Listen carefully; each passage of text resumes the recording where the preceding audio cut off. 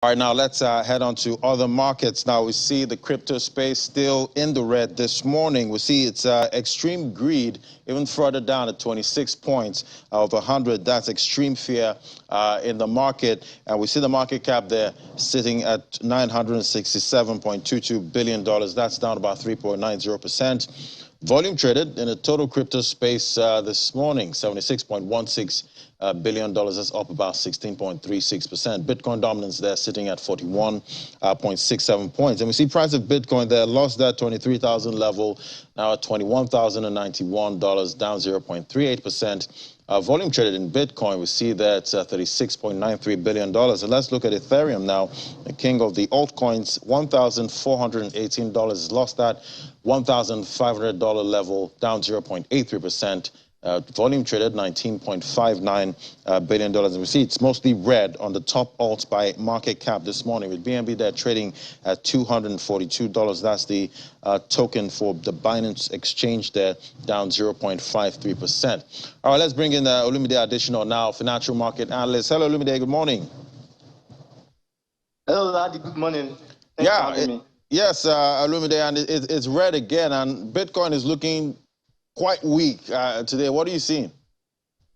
Yes, Ladi, I think the reality is setting in the crypto market again. You know fully well that in coming days, the U.S. Fed, known as United States Central Bank, is about to raise interest rate by 75 basis points, and that has really kept growing amount of investors on the sidelines, and we saw huge profit taking. In fact, if you look at on the day, about 74,000 crypto traders got liquidated because of long positions in the futures market.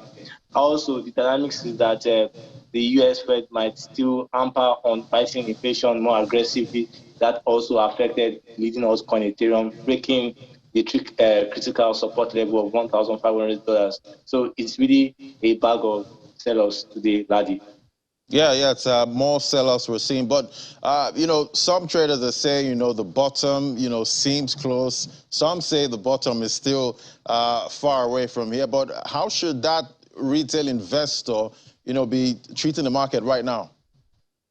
Yeah, Ladi, I share opposite views. When you see the U.S. Fed and other central banks fighting inflation aggressively with monetary tools, that tells you that they are trying to hamper down liquidity. And you know what liquidity does to risky assets. Also, secondly, you need to also understand the dynamic nature in the crypto market right now, where we've seen systemic players getting liquidated. There are rumors that some crypto exchanges do not have enough financial muscle to stand the test of time, and that's pretty much really affecting. So despite the growing adoption, despite the fact that Bitcoin was able to stand above $20,000, it's looking right now that it might fall below that again, as the dollar is coming up stronger this morning. And Ethereum there lost that 1,500 range, even though, we've seen that whole hype about merge. What are you seeing with Ethereum?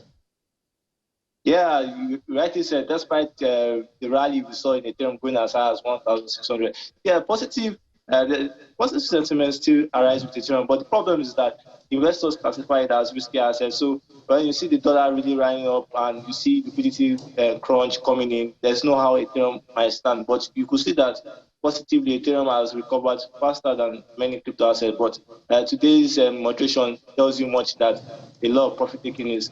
But if the merge really comes to play, I see Ethereum standing at least above the end of $1,000 this year. But it's very unlikely that we see the record high they had in 2021 playing out this year. Right, and many traders that have been through, bear markets, they say it takes over 200 days, for a bear market to, take its course. And now we're around the 200, range at this point. But at the same time, traders are still very much afraid, in this market. What do you see happening towards the end of the year?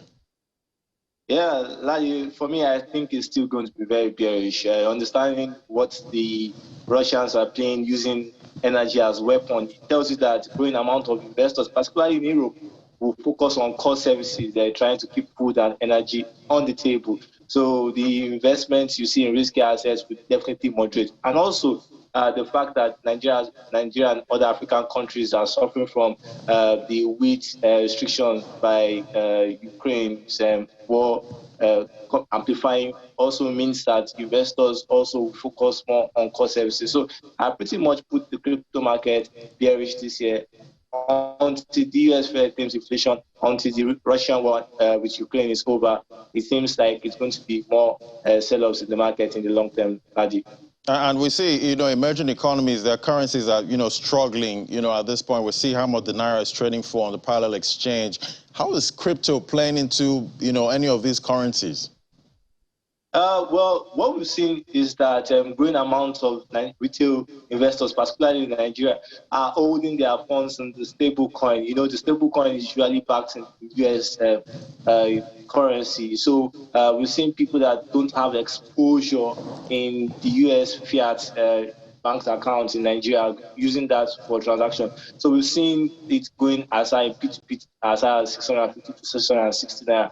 But having said that, I think concerns are that the CBN lacks liquidity based on the growing oil theft that is in play, and that pretty much might put the naira in 700 naira to $1 in the black market in play. But we hopefully believe that the president will interfere in these security lapses affecting our oil dynamics, because that's really what's going on in Nigerian currency right now. Because despite the fact that the US dollar seems to be moderating this week, we still see that the naira is going opposite direction, telling you that the market is largely efficient. So we are hoping that Nigerians still have faith in the naira despite the devaluation concerns, because pretty much major currencies are also suffering defeat against the US dollar. Yeah, a lot of currencies are suffering at this point. All right, thank you so much, Olumide, additional financial market analyst. Always great having your perspective. Thank you.